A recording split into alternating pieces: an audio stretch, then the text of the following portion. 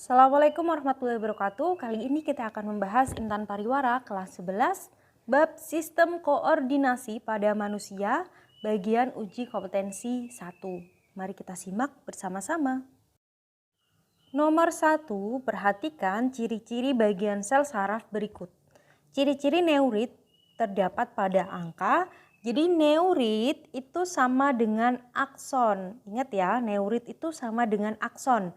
Nah, akson itu ciri-cirinya yang pertama berupa juluran panjang. Kemudian dia juga bercabang-cabang. Yang ketiga memiliki bagian yang terbungkus oleh selubung mielin dan tidak terbungkus mielin. Bagian yang tidak terbungkus itu disebut dengan nodus Ranvier. Yang keempat berfungsi untuk menghantarkan impuls menjauhi badan sel. Maka di sini jawabannya adalah yang nomor 2, bercabang-cabang. Nomor 3 memiliki bagian yang terbungkus oleh selubung mielin. Dan yang nomor 4 berfungsi menghantarkan impuls menjauhi badan sel. Jadi jawabannya 2, 3, dan 4. C. Nomor 2, perhatikan hasil pengamatan sel saraf melalui mikroskop berikut.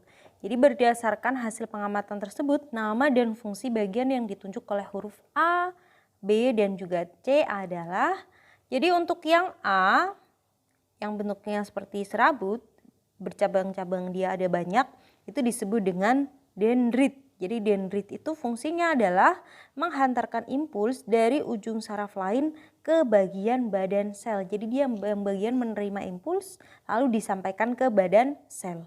Nah, untuk yang B itu bagian badan selnya. Nah, badan selnya ini untuk meneruskan impuls dari dendrit menuju ke neurit atau yang disebut dengan akson. Jadi yang C itu bagian akson atau neurit yang fungsinya untuk menghantarkan impuls dari badan sel ke sel saraf lain, atau dari akson bisa juga ke sinapsis terlebih dahulu. Jadi setelah sinapsis baru ke sel saraf yang lain. Jadi jawabannya di sini yang paling tepat adalah yang A. Kalau kita perhatikan lebih detail, di situ ada bintik-bintik hitam yang mengelilingi sel saraf. Nah, bintik-bintik hitam yang mengelilingi sel saraf itu disebut dengan glia. Jadi glia itu ada di sekelilingnya akson. Dia fungsinya untuk membentuk selubung mielin. Sel glia ini bernama oligodendrosit. Nah, jadi diingat-ingat ya, kalau ada pertanyaan siapa yang membentuk selubung mielin, maka jawabannya adalah sel glia. Nomor 3, cermati beberapa fungsi kerja sistem saraf otonom berikut. Fungsi saraf parasimpatetik terdapat pada angka. Jadi sistem saraf otonom itu ada simpatetik dan juga ada parasimpatetik. Nah, keduanya bekerja saling berlawanan. Nah, kita perhatikan tabel di bawah ini ya. Jadi di tabel ini sudah disebutkan fungsi-fungsi dari sistem saraf simpatetik dan juga saraf parasimpatetik. Jadi untuk yang simpatetiknya dia berfungsi untuk memperbesar ukuran pupil. Kalau paranya berarti yang kebalikannya ya, dia berfungsi untuk mengecilkan ukuran pupil. Kemudian yang simpatetiknya menghambat sekresi saliva, berarti yang parasimpatetiknya untuk memicu sekresi saliva. Yang ketiga memperbesar bronkus, berarti sebaliknya yang sebelahnya mengerutkan bronkus. Mempercepat detak jantung, berarti yang parasimpatetiknya memperlambat detak jantung. Kemudian yang kelima menghambat kontraksi kantong kemih, berarti parasimpatetiknya mengerutkan kantong kemih. Yang keenam menghambat sekresi asam lambung, berarti parasimpatetiknya meningkatkan sekresi asam lambung. Nah, jadi dari tabel ini bisa kita gunakan untuk menjawab soal nomor 3. Jadi yang tepat di sini yang kerja dari parasimpatetik adalah yang nomor 2 memacu sekresi saliva, kemudian nomor 4 memperlambat detak jantung, dan juga nomor 6 meningkatkan sekresi asam lambung. Jadi jawabannya adalah yang D. Nomor 4, perhatikan tahap-tahap dalam mekanisme jalannya impuls berikut.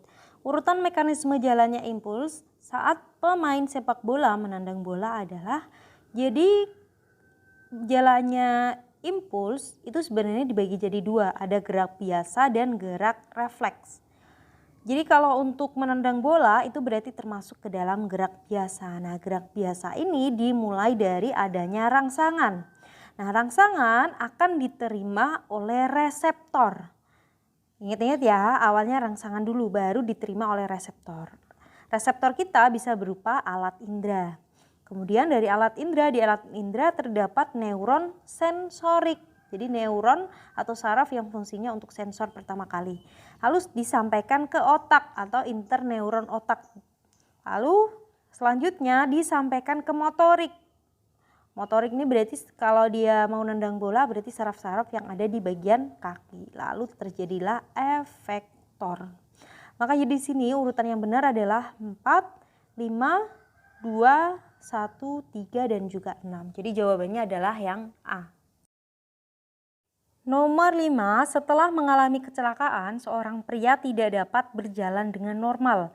Pria tersebut sering terjatuh jika tidak ditandu atau berpegangan pada sesuatu. Agar kondisinya kembali semula, bagian otak yang harus menerima tindakan medis adalah, jadi berdasarkan soal, orang ini berarti mengalami gangguan pada pusat keseimbangan tubuh karena dia sering berjatuh ketika berjalan.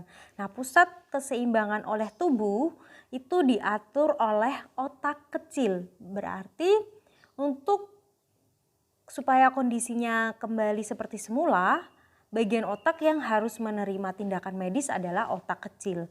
Lalu gimana dengan otak yang lain? Jadi untuk yang otak besar, itu di bilan gandanya kan ada otak besar. Otak besar itu fungsinya adalah pengaturan semua aktivitas yang berkaitan dengan kepandaian atau intelijensi. Ingatan, kesadaran, dan juga pertimbangan. Ingat-ingat ya, kalau otak besar itu intelijensi, ingatan, kesadaran, pertimbangan.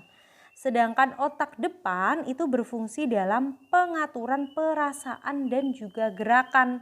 Dan ada juga terkait dengan suhu tubuh, rasa lapar, dan juga haus. Ingat-ingat, otak depan itu hubungannya sama perasaan, gerakan, suhu tubuh, rasa lapar, dan juga haus.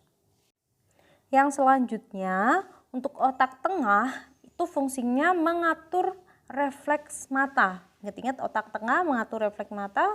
Sumsum lanjutan fungsinya untuk mengatur denyut jantung, pelebaran dan penyempitan pembuluh darah, gerak alat pencernaan, sekresi kelenjar, bersin, sendawa, batuk, muntah, serta kerja alat pernafasan. Nah, itu diatur oleh sumsum lanjutan. Jadi paling banyak di sini fungsi dari sumsum lanjutan.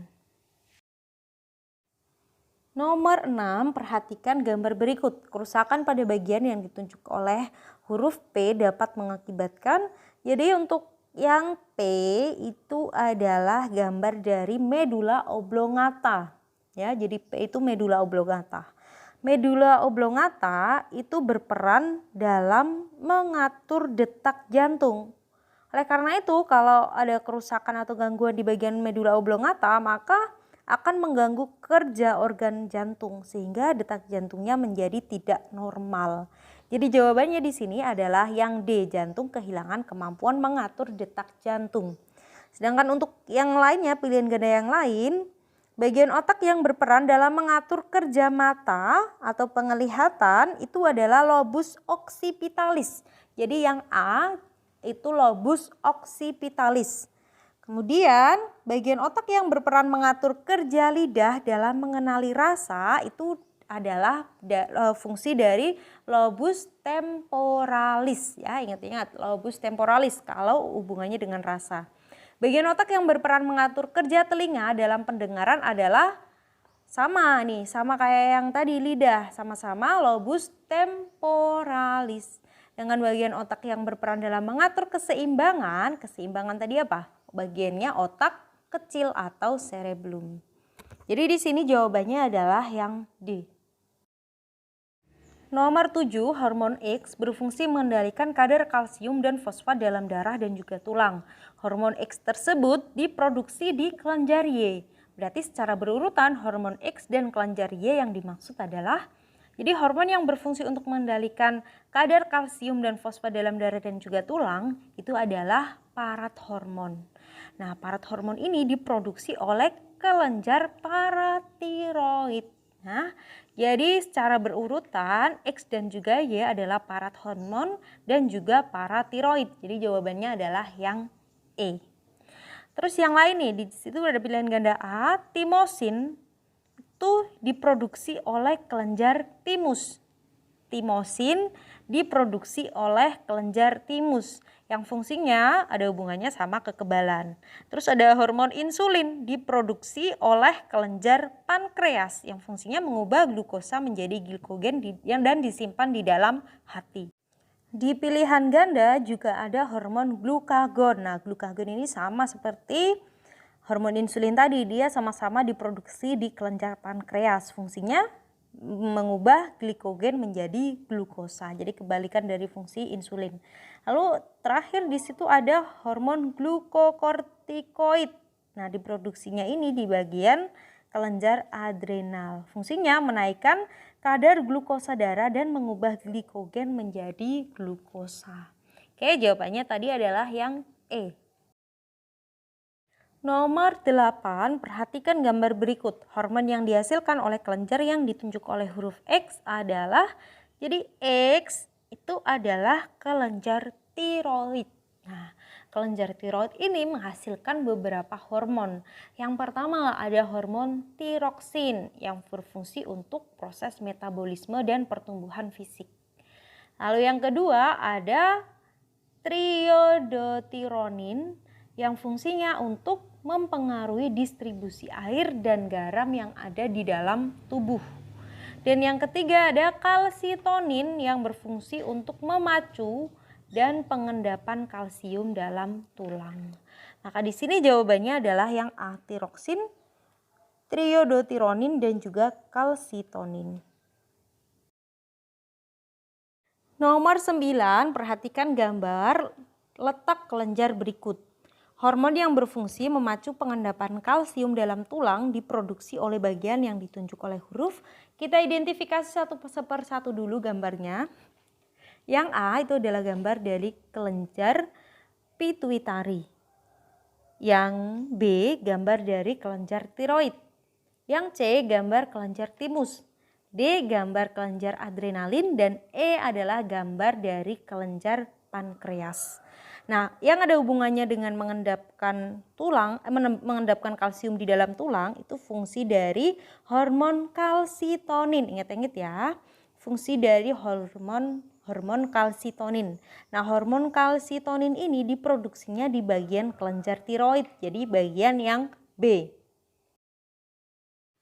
Nomor 10, grafik berikut yang menunjukkan aktivitas hormon oksitosin dan prolaktin adalah, jadi untuk hormon oksitosin itu hormon yang berperan dalam merangsang kontraksi otot uterus saat melahirkan. Tapi hormon ini juga berperan dalam merangsang pelepasan ASI oleh kelenjar payudara. Sehingga hormon ini akan diproduksi semenjak masa kelahiran hingga menyusui. Ingat ya, kalau oksitosin dari mulai melahirkan hingga menyusui. Sedangkan untuk yang hormon prolaktin itu berperan dalam memicu produksi ASI oleh kelenjar payudara. Jadi hormon ini hanya akan dihasilkan saat menyusui. Maka grafik yang tepat adalah yang C. Di situ kelihatan ya, oksitosinnya tetap bekerja saat melahirkan dan juga menyusui. Grafiknya tetap di atas. Sedangkan yang prolaktin grafiknya di atas hanya ketika proses menyusui. Oke, jawabannya adalah yang C. Sekian pembahasan kita kali ini, semoga bermanfaat. Terima kasih untuk adik-adik yang udah bantuin Mimin dengan tidak skip iklannya. Semoga hari kalian menyenangkan. Terima kasih. Wassalamualaikum warahmatullahi wabarakatuh.